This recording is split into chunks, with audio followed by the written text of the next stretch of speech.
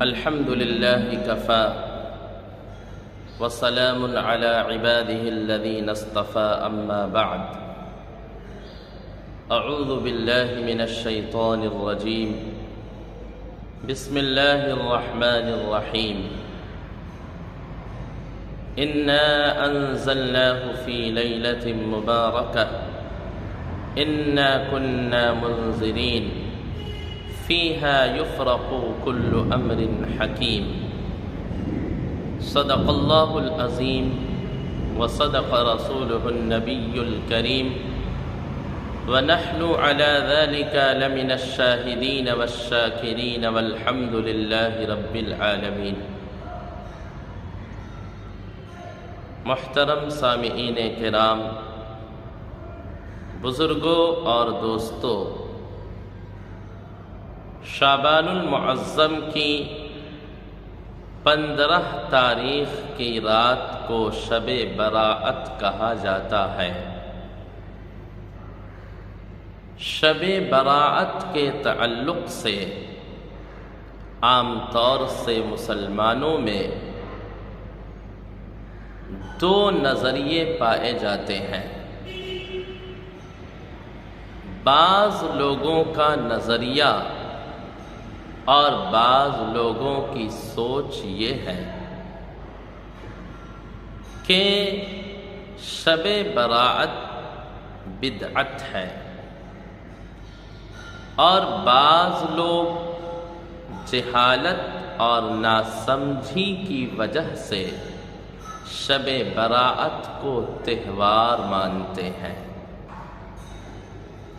یہ دونوں نظریہ غلط ہے۔ شب براءت کو تہوار سمجھنا، جس طرح عید الفطر تہوار ہے، عید الاضحیٰ تہوار ہے، اسی طریقے سے شب براءت کو بھی تہوار سمجھنا یہ بھی غلط ہے۔ شب براءت کو بدعت سمجھنا یہ بھی غلط ہے۔ ان دونوں کے بیچ میں ایک راستہ ہے کہ شب براءت نہ کوئی تہوار ہے اور نہ بدعت ہے، بلکہ یہ ایک فضیلت والی رات ہے۔ شب براءت عبادت کی رات ہے، شب براءت مغفرت کی رات ہے۔ یہ اتنی مبارک رات ہے، یہ اتنی عظمت والی رات ہے، یہ اتنی برکت والی رات ہے کہ اس مبارک رات میں بہت سارے گناہوں کو اللہ تبارک و تعالی معاف فرماتے ہیں۔ اس مبارک رات میں گنہگار بندہ جب سچی اور پکی توبہ کر لیتا ہے، اللہ کی بارگاہ میں روتا ہے، اللہ کی بارگاہ میں عاجزی اختیار کرتا ہے، اللہ کی بارگاہ میں اپنے سر کو جھکاتا ہے، اللہ سے اپنے گناہوں کی معافی مانگتا ہے۔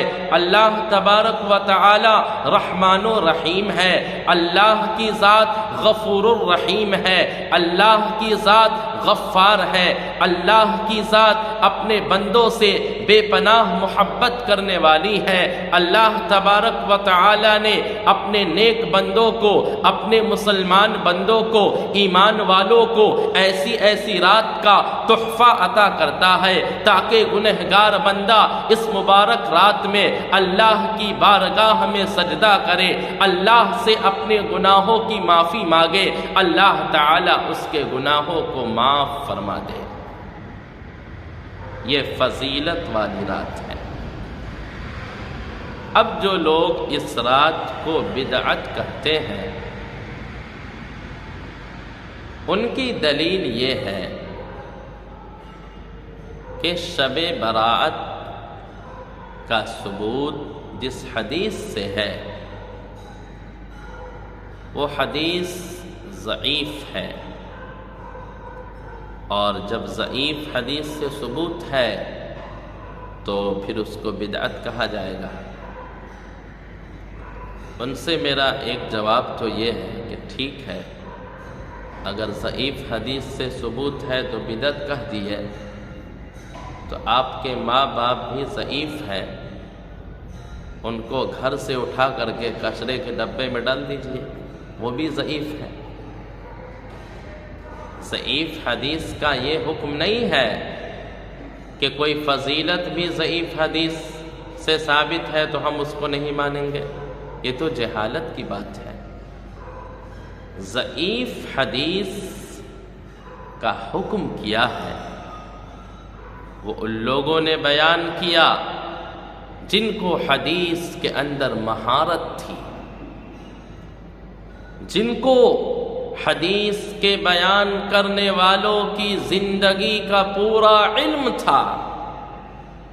آج اگر ہم کہیں تو جو ہر حدیث کو ضعیف کہتے ہیں ان کو اپنے باپ دادا کے حالات کا پتہ نہیں، اور وہ ہر حدیث پر ضعیف ہونے کا فتویٰ لگا دیتے ہیں۔ یہ جہالت کی بات ہے۔ اور آپ کو بتاتا چلوں کہ مطلقاً اگر کسی چیز کا ثبوت ضعیف حدیث سے ہو تو مطلقاً ہم اس کا انکار نہیں کر سکتے ہیں۔ علماء نے لکھا ہے کہ اگر کوئی بات ایسی ہے جس کا ثبوت کسی ضعیف حدیث سے ہے، لیکن وہ بات اس ضعیف حدیث کے علاوہ بہت ساری حدیثوں میں وہ بات مذکور ہے، تو بہت ساری احادیث میں اس بات کے مذکور ہونے کی وجہ سے حدیث کے اندر جو ضعف تھا اور حدیث کے اندر جو کمزوری تھی وہ کمزوری دور ہو گئی، اس لیے کہ اس بات کی تائید بہت ساری احادیث سے ہو رہی ہے۔ مثال کے طور پر ایک آدمی کمزور ہے اور اس کمزور کی مدد کرنے کے لیے 10 آدمی مضبوط اور طاقتور آ گئے تو اس کی کمزوری ختم ہو جاتی ہے۔ اسی طریقے سے اگر کوئی بات کسی ضعیف حدیث کے اندر آئی لیکن اس حدیث کے علاوہ بہت ساری احادیث ایسی ہے جن احادیث میں اس بات کا بیان ہے، تو پہلی حدیث جو ضعیف تھی اس کی کمزوری دور ہو جاتی ہے اور اس بات کو بھی تسلیم کیا جاتا ہے۔ شب برات کا ثبوت جن احادیث سے ہے ان احادیث میں اگرچہ 1-2 حدیث ضعیف ہے، لیکن چونکہ شب برات کی فضیلت کا بیان صرف 1-2 حدیث میں نہیں بلکہ تقریباً میرے علم کے مطابق 12 احادیث میں بلکہ 13 احادیث میں شب برات کی فضیلت کو بیان کیا گیا۔ جب 13 احادیث میں شب برات کی فضیلت کو بیان کیا گیا، شب برات کی عظمت کو بیان کیا گیا، شب برات کے محترم ہونے کو بیان کیا گیا، تو جو کمزوری تھی وہ ختم ہو گئی۔ اس لیے شب برات کو بدعت کہنا صحیح نہیں ہے۔ دوسری دلیل کہ اگر کوئی عمل ایسا ہے جس کو لوگ ہر دور میں کرتے آ رہے ہیں، ہر دور میں، جس کو حدیث کی اصطلاح میں تعامل امت کہا جاتا ہے، کہ امت کا عمل اور امت کا طریقہ اس عمل کے کرنے کا ہر دور میں رہا ہے اور کسی نے اس پر نکیر نہیں فرمائی، تو وہ بھی ایک دلیل ہوتی ہے ضعیف حدیث کی کمزوری کو دور کرنے کے لیے۔ اور شب برات کا مسئلہ یوں ہی ہے کہ اس پر تعامل امت رہا ہے۔ امت مسلمہ کے ہر دور میں لوگوں نے شب برات کی رات میں جاگنے کا اہتمام کیا ہے، شب برات کی رات میں دعائیں مانگنے کا اہتمام کیا ہے، عبادت کرنے کا اہتمام کیا ہے، گویا کہ تعامل امت رہا ہے۔ اس لیے جو حدیث کا ضعف تھا اور جو حدیث کی کمزوری تھی وہ ختم ہو گئی۔ اس لیے تعامل امت کی وجہ سے اور شب برات کی فضیلت کو بہت ساری احادیث میں بیان کرنے کی وجہ سے شب برات کی فضیلت کو تسلیم کرنا بالکل صحیح ہے۔ شب برات کو بدعت کہنا یہ سراسر جہالت اور نادانی کی بات ہے۔ اس لیے میرے بھائیوں، بزرگوں اور دوستوں، جو لوگ شب برات کو بدعت کہتے ہیں ان کو اس بات کو کہنا چھوڑ دینا چاہیے۔ اگر آپ کو عبادت نہیں کرنی ہے آپ نہیں کیجئے، اگر آپ کو نہیں جاگنا ہے آپ نہیں جاگیے، لیکن دوسروں کو جاگنے سے روکنا یہ کہہ کر کہ شب برات بدعت ہے، یہ جہالت اور نادانی کی بات ہے۔ تو یہ بات ثابت ہو گئی کہ شب برات بدعت نہیں ہے، فضیلت والی رات ہے۔ شب برات کی فضیلت کیا ہے اور شب برات میں ہمیں کرنا کیا ہے؟ اللہ کے نبی صلی اللہ علیہ وسلم کے بارے میں ایک حدیث میں آیا ہے، جس حدیث کو امام ترمذی رحمۃ اللہ علیہ نے بیان کیا کہ اللہ کے نبی صلی اللہ علیہ وسلم ایک مرتبہ اپنے گھر تشریف لائے۔ حضرت عائشہ صدیقہ رضی اللہ تعالی عنہا کی باری کا دن تھا۔ اللہ کے نبی صلی اللہ علیہ وسلم نے اپنا کپڑا مبارک اتارا۔ اتارنے کے بعد تھوڑی ہی دیر گزری تھی کہ اللہ کے نبی صلی اللہ علیہ وسلم نے اپنا کپڑا مبارک دوبارہ پہن لیا، اور پہننے کے بعد گھر سے نکل گئے۔ امی جان حضرت عائشہ صدیقہ رضی اللہ تعالی عنہا کے دل میں یہ خیال آیا کہ کہیں اللہ کے نبی صلی اللہ علیہ وسلم دوسری بیوی کے یہاں تو تشریف نہیں لے گئے۔ اس خیال کی وجہ سے حضرت عائشہ صدیقہ رضی اللہ تعالی عنہا اللہ کے نبی صلی اللہ علیہ وسلم کے پیچھے پیچھے تیزی کے ساتھ گئیں۔ اللہ کے نبی صلی اللہ علیہ وسلم کو دیکھا کہ اللہ کے نبی صلی اللہ علیہ وسلم بقیع الغرقد جو قبرستان ہے اس میں تشریف فرما ہے اور اپنی امت کے لیے دعا فرما رہے ہیں۔ حضرت عائشہ صدیقہ رضی اللہ تعالی عنہا نے جب یہ منظر دیکھا تو واپس آ گئی، گھر پہنچ گئی۔ تھوڑی دیر کے بعد اللہ کے نبی صلی اللہ علیہ وسلم بھی گھر تشریف لائے۔ حضرت عائشہ صدیقہ رضی اللہ تعالی عنہا کو دیکھا کہ ان کی سانس پھول رہی تھی۔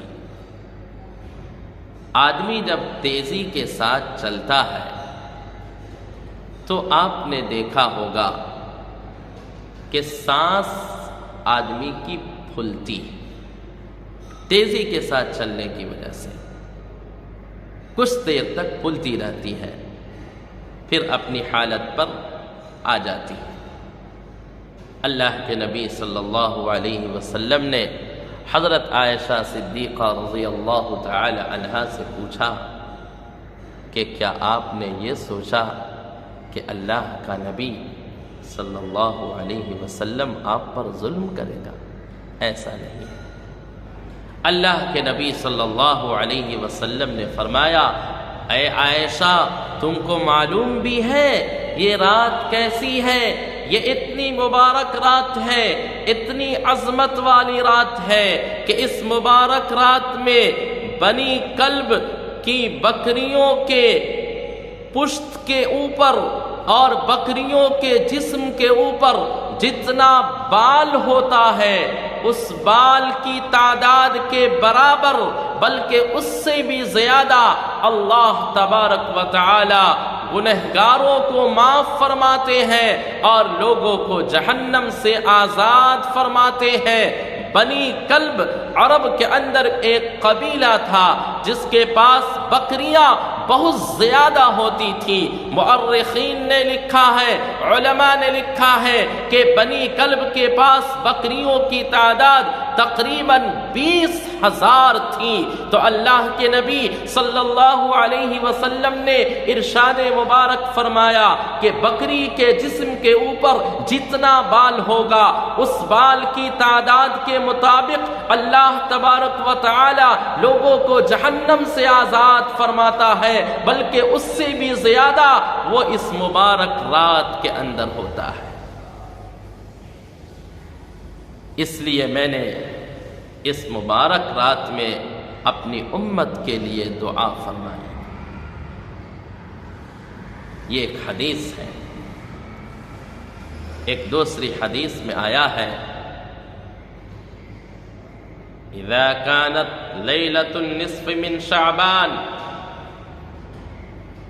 کہ جب شعبان المعظم کی 15 تاریخ کی رات آتی ہے، اللہ تبارک و تعالی آسمان دنیا پر اپنے شایان شان نزول فرماتا ہے اور اللہ کی طرف سے اعلان ہوتا ہے کہ ہے کوئی گناہوں کا ہے کوئی گناہوں کی معافی چاہنے والا کہ میں اس کے گناہوں کو معاف فرما دوں، ہے کوئی ایسا انسان جو کسی مصیبت میں پھنسا ہو اور وہ مجھ سے دعا مانگے میں اس کی مصیبت کو دور کر دوں، ہے کوئی ایسا آدمی جو رزق کی تنگی میں پھنسا ہو، وہ رزق کے لیے پریشان حال ہو، وہ مجھ سے دعا کرے میں اس کی رزق کی تنگی کو دور کر دوں۔ اس کے علاوہ بھی اللہ تبارک و تعالی کی طرف سے اعلان ہوتا رہتا ہے کوئی فلاں جو مجھ سے اپنی ضرورت کا سوال کرے، مجھ سے اپنی ضرورت کے پوری کرنے کی دعا کرے، میں اس کے گناہوں کو معاف فرما دوں، میں اس کی ضروریات کو پوری کر دوں، میں اس کی رزق کی تنگی کو دور کر دوں، میں اس کے گناہوں کو معاف فرما دوں، میں اس کے گناہوں کو بالکل اچھی طرح دھو ڈالوں، گناہوں سے پاک و صاف کر ڈالوں۔ اللہ تبارک و تعالی کی طرف سے یہ اعلان شروع ہوتا ہے اور طلوع فجر تک ہوتا رہتا ہے۔ یہ اتنی مبارک رات ہے۔ ایک حدیث میں آیا ہے کہ اللہ کے نبی صلی اللہ علیہ وسلم نے ارشاد فرمایا کہ جب شعبان کی 15ویں تاریخ کی رات آئے تو رات میں جاگو اور دن میں روزہ رکھو، فقوموا لیلہا وصوموا نہارہا، کہ رات میں جاگو اور دن میں روزہ رکھو۔ لیکن میرے بھائیوں، بزرگوں اور دوستوں، جاگنے کا یہ مطلب نہیں ہے کہ جاگ کر گپ شپ کرنا، جاگ کر بائک ریسنگ کرنا، جاگ کر چائے کی دکانوں پر جا کر خوب چغلی کرنا، خوب غیبت کرنا، دوسرے کو تکلیف دینا، جاگنے کا یہ مطلب نہیں ہے، بلکہ جاگنے کا مطلب ہے جاگ کر اللہ کی عبادت کرنا۔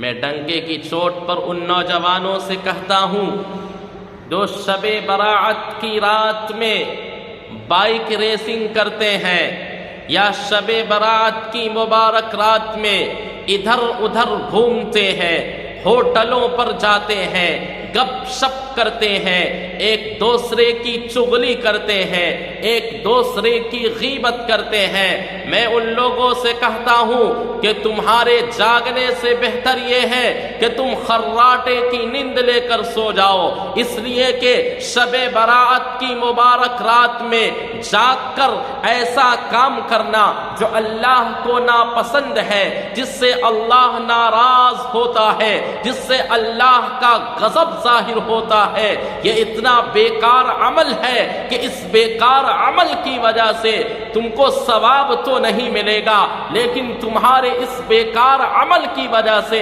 اللہ تبارک و تعالی اتنا ناراض ہوگا، اتنا غصہ ہوگا کہ تم پر نہیں بلکہ پوری امت مسلمہ پر عذاب نازل کر سکتا ہے۔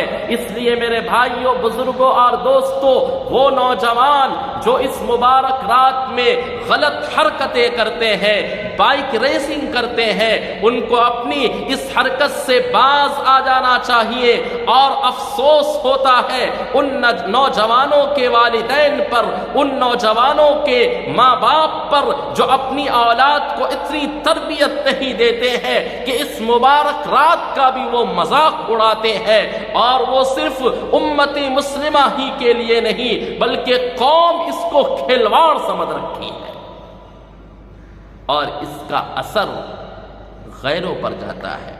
جو ہمارے برادران وطن ہیں وہ تو کہتے ہیں کہ مسلمان کہتے ہیں کہ اسلام امن و سلامتی کا مذہب ہے، اور یہ کیا ہو رہا ہے؟ یہ تو بائک ریسنگ ہو رہی ہے، کیا یہی اسلام کی تعلیم ہے؟ میرے بھائیو، بزرگ اور دوستو، ایسی حرکت مت کرو جس سے ہمارا اللہ ناراض ہو جائے، جس سے ہمارا مذہب اسلام بدنام ہو جائے۔ ایسی حرکت اللہ کے واسطے مت کرو۔ ضروری نہیں ہے پوری رات جاگنا۔ عام طور سے لوگوں کے ذہن میں یہ بات آتی ہے کہ ہم پوری رات جاگیں گے تب ہی شب برات کا فائدہ حاصل ہوگا، نہیں تو نہیں ہوگا۔ اب پوری رات جاگنے کے لیے وہ یہ سب کرتے ہیں۔ میرے بھائیوں، بزرگوں اور دوستوں، پوری رات جاگنے کی ضرورت نہیں ہے، اور پوری رات جاگنا ضروری نہیں ہے۔ اگر آپ کے اندر اتنی طاقت ہے کہ آپ پوری رات بالکل سکون کے ساتھ اللہ کی عبادت کرتے ہوئے جاگ سکتے ہیں تو جاگ لیجئے، بہت اچھی بات ہے، نور علی نور ہے۔ لیکن جو آدمی جاگ نہیں سکتا ہے، وہ 1-2 گھنٹہ بھی جاگ کر اگر اللہ کی عبادت کر لیا تو بھی اللہ تبارک و تعالی اس کے گناہوں کو معاف فرما دے گا، اور 1 گھنٹہ جاگ کر اللہ کی عبادت کرنا اس پوری رات جاگنے سے بہتر ہے جس میں گپ شپ کیا جائے۔ اس لیے جو ہمارے ذہن میں ہے کہ پوری رات جاگیں گے تب ہی ثواب ملے گا، سو جائیں گے تو ثواب نہیں ملے گا، میرے بھائیوں، بزرگوں اور دوستوں، یہ بھی جہالت کی بات ہے۔ لا یکلف اللہ نفسا الا وسعها، اللہ تبارک و تعالی انسان کو اتنا ہی مکلف بنایا ہے جتنا اس کی طاقت ہے۔ طاقت سے زیادہ اللہ تبارک و تعالی نے انسانوں کو مکلف نہیں بنایا۔ تو اگر آپ پوری رات جاگ نہیں سکتے ہیں، 1-2 گھنٹہ تنہائی میں گزار لیجئے، یہی ادا اللہ کو پسند آ جائے گی تو اللہ تعالی آپ کے گناہوں کو معاف فرمائے گا۔ اس لیے علماء نے لکھا ہے کہ شب برات میں اصل ہے اپنے گھر میں جاگنا، اپنے گھر میں تنہائی کے ساتھ جاگنا ہے، نہ شور ہنگامہ کرنا ہے، نہ شور و شغب کرنا ہے، تنہائی میں اس طرح نماز پڑھنا کہ میں ہوں اور میرا اللہ، تیسرا کوئی نہ ہو۔ یہ شب برات کا موقع بہت ہی اہم موقع ہے، یہ اللہ نے تنہائی کا موقع دیا ہے، لیکن افسوس کی بات یہ ہے کہ آج شور ہنگامہ کر کے ہم اس موقع کی توہین کرنے والے بن رہے ہیں۔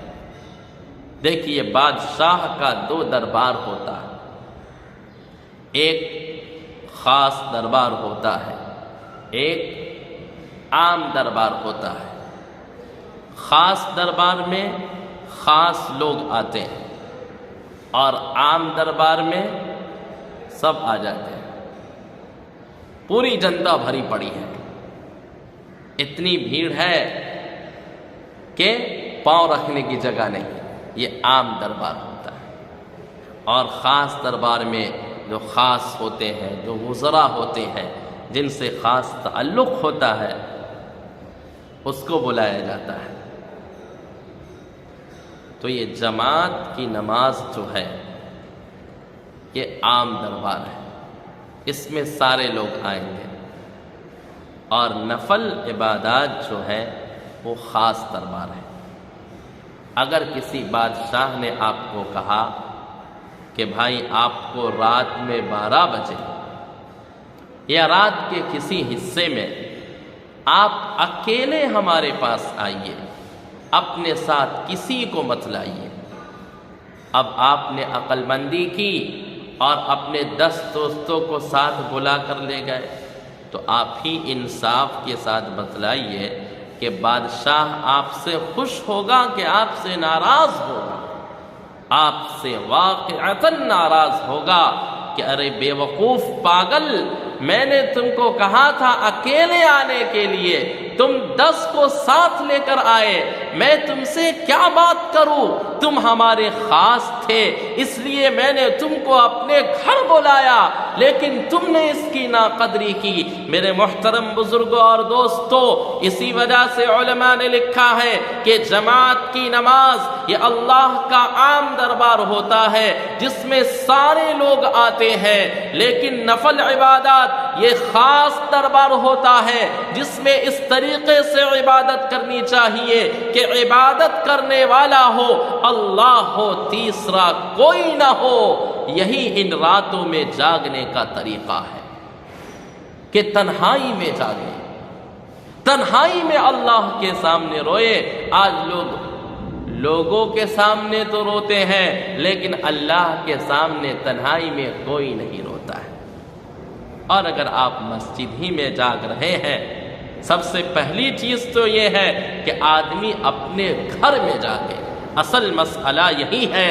لیکن شہروں کے اندر ایسا ہوتا ہے کہ پریشانی ہوتی ہے، جگہ نہیں ہے، صفائی نہیں ہے، پانی کا اہتمام نہیں ہے، تو آدمی شہروں میں جاگتے ہیں۔ لیکن شہروں میں جو مسجدوں کے اندر جاگتے ہیں ان کو اس بات کا خیال رکھنا چاہیے کہ ہم مسجد میں جاگیں تو مسجد کے احترام کا خاص طور سے خیال رکھیں۔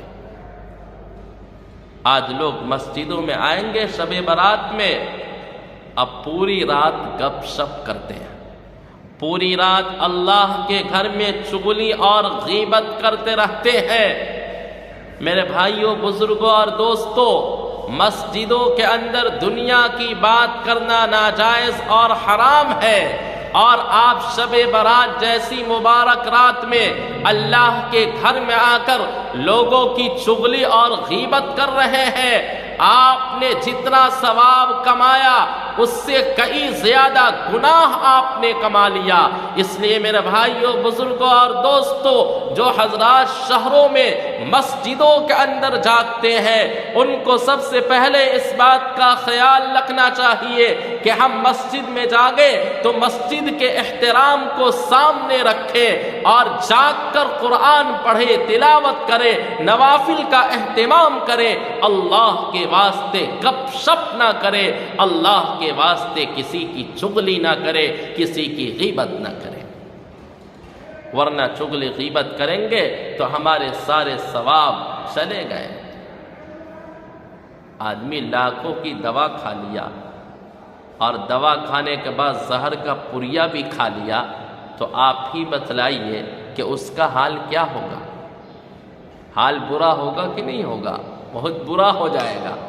اس لیے میرے بھائیوں، بزرگوں اور دوستوں، جاگیے، اس رات کی توہین نہیں کیجیے، جتنا ہو سکے نفل پڑھیے، جتنا ہو سکے تسبیحات پڑھیے، جتنا ہو سکے قرآن کی تلاوت کیجیے، نیند آ جائے تو سو بھی جائیے، حدیث شریف میں آتا ہے کہ آدمی عشاء کی نماز جماعت کے ساتھ پڑھ لے اور فجر کی نماز جماعت کے ساتھ پڑھ لے تو وہ ایسا ہے گویا اس نے پوری رات اللہ کی عبادت کی۔ یہ بھی تو فضیلت ہے۔ اس رات کے تعلق سے کچھ خرافات امت مسلمہ میں آ گئی ہیں۔ سب سے پہلی چیز تو یہ ہے کہ بعض لوگوں کا عقیدہ ہے کہ اس رات کے اندر جو ہے روحیں آتی ہیں، اور بعض گھروں میں دسترخوان بچھایا جاتا ہے اور اس کے جو اقربا رشتہ دار اس دنیا سے جا چکے ہیں سب کی پسندیدہ اور زندگی میں جو ان کو پسند تھا وہ ساری چیزیں دسترخوان پر ڈال دی جاتی ہیں، اور ان کا یہ عقیدہ ہے کہ روحیں آئے گی سب کھائے گی۔ جہالت کی بات ہے۔ آپ ذرا اس کو عقل سے سمجھیے کہ جب انسان اس دنیا سے چلا گیا تو وہ یا تو جنت میں جائے گا یا جہنم میں، جنتی ہوگا یا جہنمی۔ اگر جنتی ہوگا تو وہ جنت کی اچھی اچھی نعمتوں کو چھوڑ کر کے دنیا کی چیزیں کھانے آئے گا، اور اگر جہنمی رہے گا تو عذاب کے فرشتے اس کو چھوڑ دیں گے کہ بیٹا جا اور دنیا میں کھا کر آ جا۔ یہ جہالت کی باتیں ہیں، یہ سب نادانی کی باتیں ہیں، یہ غلط باتیں ہیں۔ روحیں نہیں آتی ہیں۔ روحوں کا جو ٹھکانہ ہے نیک لوگوں کی روحوں کا جو ٹھکانہ ہے وہ 7ویں آسمان میں علیین میں ہے، اور برے لوگوں کی روحوں کا جو ٹھکانہ ہے وہ 7ویں زمین میں سجین کے اندر ہے۔ روحیں اپنے ٹھکانوں میں رہتی ہیں، کسی کے گھر کھانے کے لیے یا کسی کے گھر بیڑی سگریٹ پینے کے لیے نہیں آتی ہے۔ شب برات کی 15 تاریخ کو روزہ رکھنا کیسا ہے؟ ایک سوال۔ دیکھیے، شب برات کی 15 تاریخ کو ہی روزہ رکھنا ایسا کسی صحیح حدیث میں نہیں ہے کہ 15 شعبان کا روزہ رکھو، ایسا کسی حدیث صحیح میں نہیں ہے۔ البتہ اللہ کے نبی صلی اللہ علیہ وسلم کا معمول تھا کہ شعبان المعظم کے مہینے میں بہت ہی زیادہ روزہ رکھا کرتے تھے۔ حضرت عائشہ صدیقہ رضی اللہ تعالی عنہا ارشاد فرماتی ہیں کہ میں نے ہم سب کے آقا حضرت محمد مصطفیٰ صلی اللہ علیہ وسلم کو شعبان المعظم کے مہینے میں اتنی کثرت کے ساتھ روزہ رکھتے دیکھا اور اتنا زیادہ نفل روزوں کا اہتمام کرتے دیکھا کہ شعبان کے علاوہ کسی دوسرے مہینے میں اللہ کے نبی صلی اللہ علیہ وسلم اتنی کثرت کے ساتھ روزہ نہیں رکھا کرتے تھے۔ حضرت اسامہ بن زید رضی اللہ تعالی عنہ فرماتے ہیں کہ میں نے اللہ کے نبی صلی اللہ علیہ وسلم سے پوچھا کہ آپ شعبان کے مہینے میں اتنی کثرت کے ساتھ نفل روزوں کا اہتمام کیوں کرتے ہیں؟ ہم سب کے آقا حضرت محمد مصطفیٰ صلی اللہ علیہ وسلم نے ارشاد مبارک فرمایا، یہ مہینہ اتنا مبارک مہینہ ہے کہ اس مبارک مہینے میں لوگوں کے اعمال اللہ کی بارگاہ میں پیش کیے جاتے ہیں۔ میں اس خیال سے روزہ رکھتا ہوں کہ جب میرے اعمال اللہ کی بارگاہ میں پیش کیا جائے، جب میرا عمل اللہ کی بارگاہ میں حاضر کیا جائے تو میں روزہ دار رہوں، اس لیے میں روزہ رکھتا ہوں۔ تو اللہ کے نبی صلی اللہ علیہ وسلم اس مہینے میں کثرت سے روزہ رکھا کرتے تھے۔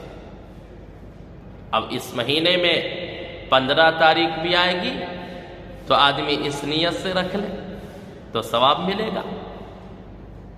اسی طریقے سے اللہ کے نبی صلی اللہ علیہ وسلم کی ایک سنت یہ تھی کہ ہر مہینے کی 13، 14، 15 جس کو ایام 20 کہا جاتا ہے، ان 3 تاریخوں میں ہر مہینے میں اللہ کے نبی صلی اللہ علیہ وسلم روزہ رکھنے کا اہتمام کرتے تھے اور روزہ رکھا کرتے تھے، تو آدمی اس اعتبار سے اور اس نیت سے رکھے کہ ہم 15 شعبان کو اس لیے روزہ رکھ رہے ہیں کہ اللہ کے نبی صلی اللہ علیہ وسلم 13، 14، 15 کو روزہ رکھا کرتے تھے، 15 بھی اس میں شامل ہے۔ اس لیے سب سے بہتر تو یہ ہے کہ سنت ہی پر عمل ہو جائے، آدمی شعبان کا 3 روزہ رکھ لے، 13، 14، 15 رکھ لے، تاکہ کوئی اعتراض ہی باقی نہ رہے۔ یہ روزے کا مسئلہ ہے۔ شب برات میں اللہ تبارک و تعالی گناہوں کو تو معاف فرماتے ہیں، لیکن بہت سارا گناہ ایسا ہے جو اتنا خطرناک گناہ ہے، اتنا بیکار گناہ ہے کہ اللہ تبارک و تعالی اس گناہ کی نحوست کی وجہ سے اور ایسے گنہگار کو شب برات میں بھی نہیں، شب قدر میں بھی نہیں، اللہ تعالیٰ ایسے گنہگاروں کو معاف فرماتے ہیں۔ ان گناہوں کے اندر اگر کوئی ملوث ہے تو آدمی سچی پکی توبہ کر لے، ورنہ شب برات چلا جائے گا، شب قدر چلی جائے گی اور ہمارا گناہ معاف نہیں ہوگا۔ وہ گناہ کیا ہے؟ ماں باپ کی نافرمانی کرنا، والدین کا جو نافرمان ہے، اسی طرح جو کینہ رکھنے والا ہے، کسی مسلمان بھائی سے جھگڑا ہو گیا، اب سالوں سال اس سے بات نہیں کر رہا ہے، اسی کو کینہ کہا جاتا ہے۔ ایسے لوگوں کو بھی اللہ معاف نہیں فرماتا ہے۔ ماں باپ کا نافرمان اور کینہ رکھنے والا، قاطع رحم، جو رشتہ ناتا کو توڑنے والا ہے، لڑائی جھگڑا کروانے والا ہے، ایسے لوگوں کو بھی اللہ تبارک و تعالی اس مبارک رات میں معاف نہیں فرماتا ہے۔ جو ہمیشہ شراب کا پینے والا ہے، جو شراب کا عادی ہے، جس کی گھٹی گھٹی میں شراب کی عادت پڑی ہوئی ہے، اللہ تبارک و تعالی ایسے لوگوں کو بھی اس مبارک رات میں معاف نہیں فرماتا ہے۔ جو آدمی اپنے شلوار کو اور اپنی پینٹ کو اور اپنے جینس پینٹ کو اتنا نیچے لٹکاتا ہے کہ وہ روڈ کی صفائی کرتے جاتا ہے اور اس کی شلوار، اس کا پینٹ اس کے ٹخنے سے نیچے رہتا ہے، اللہ تبارک و تعالی ایسے لوگوں کے گناہوں کو بھی معاف نہیں فرماتا ہے۔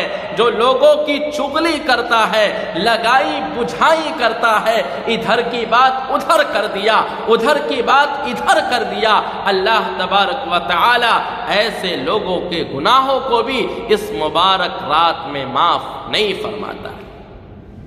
تو 6 گناہ ایسے ہیں کہ اگر آدمی اس گناہ میں ملوث ہے تو اللہ اس کو معاف نہیں کرے گا۔ ماں باپ کی نافرمانی، چغلی، کینہ، شراب کی عادت، پائجامہ کو ٹخنے سے نیچے پہننا اور کینہ رکھنا، ان سارے عمل سے شب برات آنے سے پہلے پہلے توبہ کر لیں۔ اس مبارک رات میں بہت سارے لوگ ایسے ہیں جو یہ سمجھتے ہیں کہ حلوہ جب تک نہیں بنائیں گے ہماری شب برات پوری ہی نہیں ہوگی۔ یہ حلوہ کہاں سے آ گیا؟ حلوہ مالیدہ، اللہ کے نبی صلی اللہ علیہ وسلم نے حلوہ کب کھایا؟ شب برات میں حلوہ کھائے تھے؟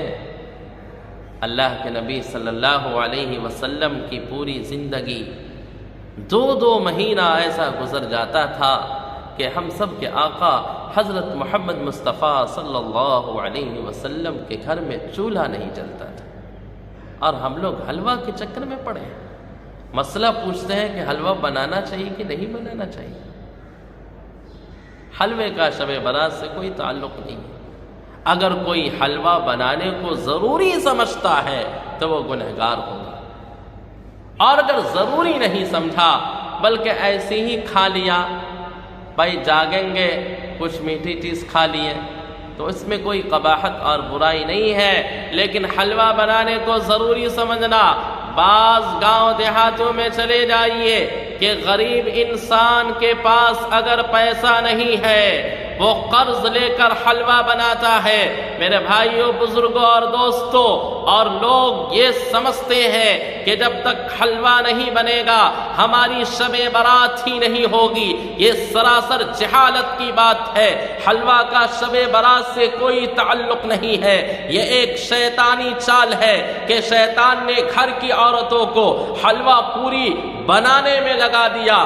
گھر کی عورتیں پوری رات حلوہ پوری بنانے میں لگ جاتی ہے، اسی میں پھنس جاتی ہے، تھک جاتی ہے، سو جاتی ہے، اتنا زیادہ سو جاتی ہے کہ فجر کی نماز بھی گل ہو جاتی ہے۔ اس لیے اللہ کے واسطے اس مبارک رات میں اپنی عورتوں کو فرصت دو، اپنی عورتوں کو وقت دو، ان کے لیے اتنے اچھے اچھے کھانے کا آرڈر نہ کر دو کہ وہ نماز ہی نہ پڑھ پائے، ان کو خالی وقت دو تاکہ وہ بھی اس رات میں عبادت کر لیں۔ حلوہ پوری کے چکر میں زیادہ مت پڑو ورنہ شیطان تم کو برباد کر دے گا، تہس نہس کر دے گا۔ ایک اور مسئلہ ہے قبرستان جانے کا، کہ اس مبارک رات میں قبرستان جانا کیسا ہے؟ دیکھیے، اللہ کے نبی صلی اللہ علیہ وسلم نے پوری زندگی میں ایک ہی مرتبہ قبرستان تشریف لے گئے، شب برات کی مبارک رات میں۔ شب برات کی مبارک رات میں حدیث شریف سے ثابت ہے کہ پوری زندگی میں ایک ہی رات تشریف لے گئے، ہمیشہ تو تشریف نہیں لے گئے۔ اس لیے اللہ کے نبی صلی اللہ علیہ وسلم کی اس سنت پر عمل کرنے کے لیے اگر کوئی قبرستان چلا گیا تو بہت اچھی بات ہے، لیکن قبرستان جانے کو ضروری سمجھنا کہ جب تک ہم قبرستان نہیں جائیں گے ہماری شب برات ہی نہیں ہوگی، یہ بھی جہالت کی بات ہے، یہ بھی قرآن اور حدیث کے خلاف ہے۔ اللہ کے نبی صلی اللہ علیہ وسلم پوری زندگی میں ایک مرتبہ قبرستان تشریف لے گئے، اگر ایک مرتبہ چلے گئے تو سنت ادا ہو گئی، اور اگر ہر مرتبہ گئے تو بھی برائی نہیں ہے، لیکن اس کو ضروری سمجھنا صحیح نہیں ہے۔ میرے بھائیوں، بزرگوں اور دوستوں، اور اس رات میں چونکہ حدیث سے یہ بات بھی ثابت ہے کہ پورے سال میں جو ہونے والا ہے، جس کی عمر جتنی ہونے والی ہے، پوری دنیا میں جو مرنے والے ہیں، جو پیدا ہونے والے ہیں، کس کو کتنی روزی ملے گی، ساری تفصیلات اس مبارک رات میں لکھی جاتی ہے۔ ان ساری باتوں کا خلاصہ یہ ہوا کہ شب برات کی رات مبارک رات ہے، فضیلت والی رات ہے۔ اس رات میں جاگ کر اللہ کی عبادت کرنی چاہیے، اللہ کو راضی کرنے والے اعمال کرنے چاہیے۔ آج امت مسلمہ کے حالات بہت خراب ہیں، لوگ پریشان حال ہیں، اس لیے میرے بھائیوں، بزرگوں اور دوستوں، ایسے ایسے موقعوں کی قدر کیجئے، پوری امت کے لیے دعا کیجئے، ہمارے لیے دعا کیجئے، سارے علماء کے لیے دعا کیجئے۔ امت مسلمہ جو پریشان حال ہے ان کی پریشانی کے لیے دعا کیجئے کہ اللہ ان کی پریشانیوں کو دور کر دے۔ اپنے ملک کے لیے دعا کیجئے کہ ہم جس ملک میں رہتے ہیں، اے باری تعالی اس ملک میں تو امن و امان قائم فرما، اس ملک کی فتنہ فساد سے حفاظت فرما۔ یہ بہت ہی اہم موقع اللہ نے دیا ہے، اللہ کے واسطے اس کو مت گوائیے، اس کو مت گوائیے، اس کو مت گوائیے۔ اللہ سے رو رو کر دعا کیجئے، اللہ تبارک و تعالی آپ کے گناہوں کو معاف فرما دے گا۔ یہ کچھ اہم باتیں تھیں جو میں نے آپ حضرات کے سامنے بیان کر دی۔ اللہ تبارک و تعالی کہنے سننے سے زیادہ عمل کرنے کی توفیق نصیب فرمائے۔ وما علینا الا البلاغ.